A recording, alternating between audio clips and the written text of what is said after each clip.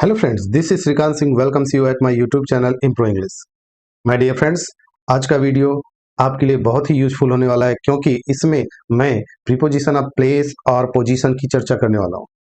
इसके पहले वीडियो में जैसा कि आप जानते हैं मैं प्रीपोजिशन ऑफ टाइम को पढ़ा चुका हूं, बता चुका हूं आप सभी को। तो आज हमारा जो चर्चा का विषय है वो है प्रीपोजिशन ऑफ प्लेस। बहुत से लोगों में ये प्रॉब्लम आती है कि प्रीपोजिशन ऑफ प्लेस का प्रयोग कब और कैसे करना चाहिए। तो ये वीडियो उन सभी लोगों के लिए है जो इस प्रकार के प्रॉब्लम को फेस करते हैं और exact use of preposition place और पोजीशन को नहीं कर पाते। So without delay let's begin today's session preposition of place और position. Here you can see in front of you there is a picture. In the picture I mentioned all the important preposition of places and positions. So let's see what are they. Over, under. Under means किसी चीज के नीचे। Under का मतलब होता है किसी चीज के नीचे। ओवर किसी चीज के ऊपर, वर्टिकली ऊपर जब हो, वर्टिकली इस रूप में ऊपर हो तो वहां पे ओवर का यूज होता है। इन जब कोई किसी चीज के अंदर हो तो वहां पे इन होता है। एंड ऑन जब कोई किसी चीज के ऊपर हो और यहाँ पर वह किसी चीज पर सटे हुए स्थिति में हो, यानी कि उसका पैर या जो कुछ भी है उस नीचे वाली चीज पर लगा हुआ हो इस तरीके से, तो ऑन का यूज होता है। इन फ्रंट ऑफ का मतलब होता है किसी चीज के सामने, बिहाइंड किसी चीज के पीछे, एंड नेक्स्ट टू बगल, या इसी को हम बिसाइड भी बोल सकते हैं। तो these are the preposition of place that we are going to discuss. Next let's see without fail. यदि आप मेरे चैनल पे हैं, नए हैं, तो please subscribe my channel and press the bell icon ताकि मेरे द्वारा अपलोड किए गए प्रत्येक वीडियो का नोटिफिकेशन आप तक सबसे पहले पहुंचे और आप इसे वॉच करके अपने नॉलेज को बढ़ाने में योगदान कर सके। प्रीपोजिशन ऑफ प्लेस पोजीशन में पहला है एट। एट का प्रयोग किसी छोटे प्लेस को दिखाने के लिए, स्टेशन को दिखाने के लिए, गांव को दिखाने के लिए, टाउन को दिखाने के लिए किया जाता है। For example, they lived eight Gohana small town in Haryana. कह रहे हैं कि गोहाना जो हरियाणा में एक छोटा टाउन है वहां पे वो रहता था, तो एट का प्रयोग इसलिए यहाँ पे किया गया है। He was born at his village. Village के संदर्भ में प्रयोग किया गया, इसलिए यहाँ पे एट का यूज किया गया। The prime minister lives at 10 Downing Street. Prime minister जो है वो 10 डाउनिंग स्ट्रीट में रहते हैं। She works at the town hall. वह टाउन हॉल में काम करती है। तो एट का यूज जैसा कि मैंने मेंशन किया कि houses, station, small villages and towns के लिए किया जाता है, तो आप यहाँ पे एग्जांपल में देख सकते हैं। The plane landed at London airport. तो यहाँ पे एट का यूज लंदन एयरपोर्ट से पहले किया गया। The train stopped at new Delhi railway station. कह रहे हैं कि ट्रेन जो है वो न्यू दिल्ली रेलवे स्टेशन पे रुका। इन is generally used when the reference is not to any specific place or to the names of large cities, countries. इन का प्रयोग जनरली वहां पर प्रयोग किया जाता है जहां किसी बड़े प्लेस की बात हो, किसी बड़े प्लेस के नाम की बात हो, जैसे किसी देश का नाम, किसी राज्य का नाम, किसी कंटिनेंट का नाम, तो वहां पर इन का यूज किया जाता है। Many people in India. अब यहाँ पे देखिए इंडिया एक कंट्री है, इसलिए यहाँ पे इन का यूज किया गया है। They used to live in Bengaluru. Bengaluru एक बड़ा सिटी है, इसलिए यहाँ पे इन का यूज किया गया है कि वे बेंगलुरु में रहते थे।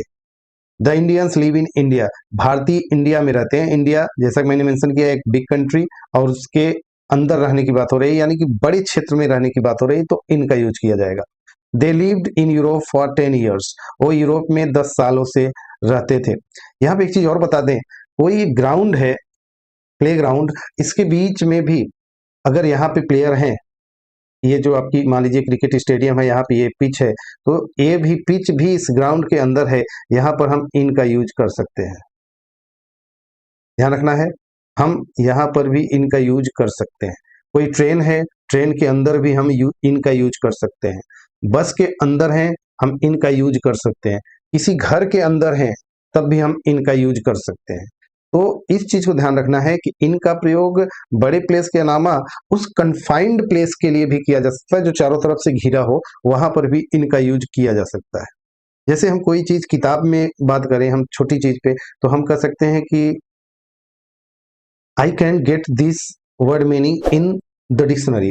तो डिक्शनरी में पा सकते हैं। तो इनका अर्थ स्पेशली मे के अर्थ में यूज किया जाता है, आपको ध्यान देना है, इनका प्रयोग मे के अर्थ में किया जाता है। नेक्स्ट बढ़ते हैं, on. On is used to indicate a particular area of land और place where something is. Specially on का प्रयोग वहां पे किया जाता है जहां पर कोई चीज हो और उसके ऊपर कोई चीज हो और वह उससे एकदम लगा हुआ हो, स्पेस ना हो, तो वहां पर ऑन का यूज किया जाता है। यानी कि ऊपर वाली चीज से नीचे वाली चीज कवर्ड हो तो ऑन का यूज किया सकते हैं। जैसे इस समय मैं एग्जांपल दूं कि my right hand is on my left hand, तो आप ये देख सकते हैं कि my right hand is on left hand. तो हियर ऑन मीन्स के ऊपर के अर्थ में किया जाता है, बट दोनों का प्लेस एक दूसरे से लगा हुआ होना चाहिए। तो on is used to indicate a particular area of land और place where something is. He spent a few days on an island. बड़े क्षेत्र के संदर्भ में जब बात करेंगे तो एक आइलैंड, आइलैंड क्या है, एक पर्टिकुलर एरिया और पीस ऑफ लैंड है, वहां पे हम ऑन का यूज कर सकते हैं। He worked on a farm for some time. वह एक फार्म पर कुछ समय से काम करता था। They built their house on a beautiful piece of land. वो अपना घर एक लैंड के यानी कि जमीन के टुकड़े पर बनवाए थे। There is a school on the outskirt of the city. City के बाहर एक स्कूल है। The hotel stands on the banks of river. करें कि जो होटल है वो नदी के किनारे स्थित है। तो ऑन का प्रयोग मैंने बताया कि कहाँ पे यूज किया सकता है। अब हम सीखते हैं अंडर का प्रयोग, यूज ऑफ अंडर। अंडर का मतलब होता है नीचे, अंडर मीन्स नीचे, बट वह आपसे लगा होना नहीं होना चाहिए। कुछ एक्सेप्शन है, उस एक्सेप्शन को यहाँ पे हम चर्चा नहीं करेंगे। और किसी भी एग्जाम में एक्सेप्शनल चीज बहुत ही रेयर गलती से आती है, क्योंकि एग्जामिनर को पता है कि इसके लिए बच्चे ब्लेम लगाएंगे कि पेपर सही तरीके से ऑर्गेनाइज नहीं किया गया था, बनाया नहीं गया था। तो इसलिए जो एक्सेप्शनल पॉइंट होते हैं उसको एग्जाम में जल्दी नहीं रखते, उसी पॉइंट को रखते हैं जो कंफर्म होता है, एक्सेप्शनल हो भी बट ये कंफर्म हो कि ऐसा होता है, तो देयर दे कैन यूज और put the question related to that. तो under, under use is used to indicate a position that is below और बीनीथ समथिंग। करेक्ट, अंडर का प्रयोग वहां पे किया जाता है जो किसी के नीचे हो। जैसा कि मैंने बताया कि नीचे तो हो बट उससे लगा हुआ ना हो। जैसे किसी टेबल के नीचे कोई चीज हो तो वो अंडर हुआ, राइट। जैसे the cat is under the table, the dog was under the table. यहाँ पे आप देख सकते हैं डॉग कहाँ है, टेबल के नीचे है। तो टेबल के नीचे डॉग था। He looked under the bed, वह बेड के नीचे देखा। अब बेड के नीचे देखने का मतलब होता है कि बेड से सटे हुए स्थिति में नहीं, उसके नीचे की बात हो रही है। दे टुक शेल्टर अंडर द ट्री, वो ट्री के नीचे शेल्टर लिए। The water flows under the bridge, bridge के नीचे पानी बहता है। तो अंडर का मतलब होता है वर्टिकली नीचे हो बट लगे हुए पोजीशन में ना हो, कि यानी कि दोनों का सतह छू न रहा हो एक दूसरे से। नेक्स्ट है अंडरनीथ। अंडरनीथ और अंडर समान मीनिंग देते हैं, बट थोड़ा सा जो डिफरेंस है वो ये है कि अंडरनीथ नीचे वाले ऊपर वाली वस्तु से लगा हुआ होता है, तो वहां पे अंडरनीथ कहते हैं। और जहां पे गैप हो वहां पे अंडर होता है। तो अब यहाँ पे समझते हैं कि underneath has the same meaning as under, it means a position below something. करें किसी चीज के नीचे एक स्थिति होना, उसको अंडरनीथ कहते हैं। She found a lot of dust underneath the carpet, यानी कि अब कारपेट है, कारपेट यानी कि मैट या चटाई जो बिछाई गई है दरी जमीन पर, उसके नीचे अ लॉट ऑफ डस्ट, यानी कि आप जब तक कारपेट को हटाएंगे नहीं वह dust, a lot of dust आपको दिखेगा नहीं। यानी कि अंदर है बट लगे हुए पोजीशन में है, यानी कि ऊपर वाला जो वस्तु या जो भी चीज है वह नीचे वाले वस्तु को पूरी तरह से कवर्ड किया है और नीचे वाला वस्तु उससे लगा हुआ है, यानी कि सटा हुआ है। तो that time we can use underneath. The coin rolled underneath the table, table के नीचे चला गया, लेकिन वह टेबल के नीचे ऐसे दिख नहीं रहा, यानी कुछ टेबल की डिजाइन ऐसी होगी कि उसके नीचे जल्दी दिख नहीं रहा है, तो there we can use underneath. He hid the gun underneath the bed, bed के नीचे वह गन को छिपा दिया। He left the key underneath the mat, अब मैट के नीचे वह की को भूल गया। Underneath generally implies covered by something so that the object covered is not seen. Correct, underneath का प्रयोग वहां पे स्पेशली किया जाता है जहां पे जो वस्तु उसके ऊपर है तो नीचे वाली वस्तु दिखेगी नहीं। करें कि object covered is not seen, जो ऑब्जेक्ट छिपा हुआ है ढका हुआ है वो दिखेगा नहीं, there we can use underneath. Here below and beneath both means नीचे, दोनों का मतलब भी नीचे होता है। बट यहाँ पे जो अंतर है उस चीज को समझना है हमको। बिलो का मतलब होता है किसी के कंपैरिजन में भी नीचे होना। जैसे एक बड़ा आदमी खड़ा है, उसके बगल एक छोटा आदमी खड़ा है, तो ये भी कहा जा सकता है कि छोटे आदमी के लिए कहा जा सकता है कि he is below to him, यानी बड़े वाले आदमी से वो नीचे है, तो वहां पर भी यूज किया जा सकता है। पानी के लेवल के लिए भी यूज किया जा सकता है। समुद्र की गहराई के लिए भी, हमारी जो जमीन से समुद्र का जो कंपेरिजन किया जाता है वहां पर भी बिलो का यूज किया जाता है। तो बहुत सी एग्जांपल हैं, but see these examples, they could see the village below them, यानी कि वो किसी ऊंचे स्थान पर है, वहां से विलेज को देख रहे हैं और वह नीचे दिख रहा है। The lake is 500 feet below the sea level, जो झील है वह सी लेवल से 500 फीट नीचे है।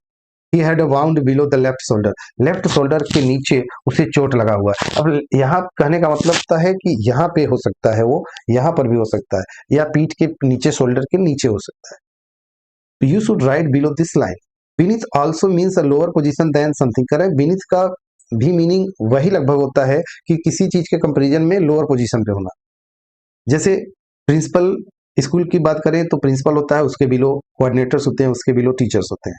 किसी हायर अथॉरिटीज में जाइए तो आप प्राइम मिनिस्टर, फिर ये, तो इस प्रकार से जो होता है वहां पर भी हम बिलो का यूज कर सकते हैं। Beneath also means lower position than something. They found the body beneath a peel of grass, तरह की ग्रास का जो ढेर लगा था, काफी ज्यादा मात्रा में ग्रास यानी कि घास इकट्ठे थे, उसके नीचे बॉडी पाई गई। The boat sank beneath the waves, लहरों में डूब जाना, बोट जो है वो लहरों में डूब गई, यानी कि इस तरह से थी, लहर ऊपर से आई और वो बोट डूब गई, यानी कि जो सतह है वो दोनों का छू रहा है। Beneath has a sense of directly under something, और बीनीथ का मतलब एक सेंस भी देता है किसी चीज के नीचे का। तो आगे देखते हैं over. Over use used to indicate a position vertically above something और somebody और partly और completely covering the surface of something। कह रहे हैं कि ओवर का प्रयोग ऊपर के अर्थ में किया जाता है, ओवर का प्रयोग ऊपर के अर्थ में होता है, इस चीज को ध्यान देना है। ओवर का प्रयोग ऊपर के अर्थ में किया जाता है और इसका मतलब होता है कि उसके नीचे जो सरफेस कवर है वह दिखेगा नहीं, वो पूरी तरह से कंप्लीटली कवर्ड होगा, तो वहां पे यूज किया जाता है। She hung the calendar over the fire place, अब कोई फायर प्लेस है उसके ऊपर कैलेंडर को लटका दिया गया है। There were books all over the table, कह रहे हैं कि पूरे टेबल पर बुक्स रखे गए हैं, यानी कि टेबल पर बुक्स रखे होने की वजह से टेबल दिख नहीं रहा है, टेबल का ऊपरी सतह नहीं दिख रहा है। दे held a large umbrella over हर, वह अपने ऊपर एक लार्ज अम्ब्रेला लिए हुए है। तो आप देखते हैं कि लार्ज अम्ब्रेला जब लिए रहते हैं तो सामने वाला कभी कभी चेहरा नहीं दिखता, तो इस रूप में भी हम ओवर का यूज करते हैं कि जहां पे बहुत ज्यादा गैप ना हो, कवर्ड किया हो। Above, above use to indicate a position higher than something, above का प्रयोग किसी की पोजीशन दिखाने के लिए भी यूज किया जा सकता है। तो बहुत सी चीजें होती हैं, यहाँ पे पोजीशन प्लेस की हम चर्चा कर रहे हैं, तो यहाँ पे एबव का प्रयोग ऊंचे के रूप में दिखा, जैसे जैसे there were clouds above us, कह रहे हैं हमारे ऊपर क्लाउड्स थे, बादल थे। The water came above our knees, कह रहे हैं कि पानी का लेवल जो था हमारे घुटनों के ऊपर तक आया। The pilot was flying above the clouds, और जो पायलट था वो जहाज को क्लाउड्स के ऊपर उड़ा रहा था।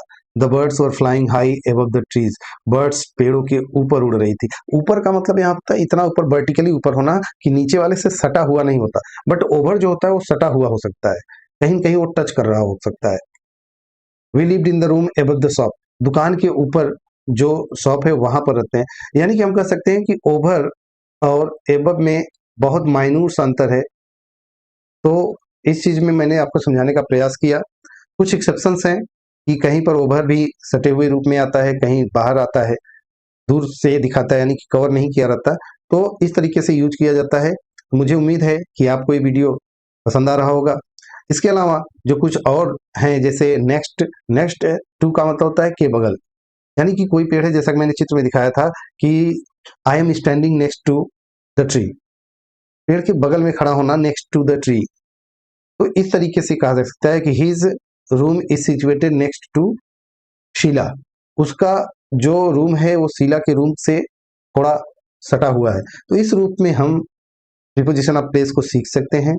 उम्मीद है ये वीडियो आपको पसंद आया होगा, और यदि आप मेरे चैनल पर नए थे तो प्लीज सब्सक्राइब दैट और लोगों से शेयर करिए, ताकि मैं आपके लिए जो यूजफुल वीडियोस बनाता हूं वो लोगों के लिए भी हेल्पफुल हो सके। Thank you.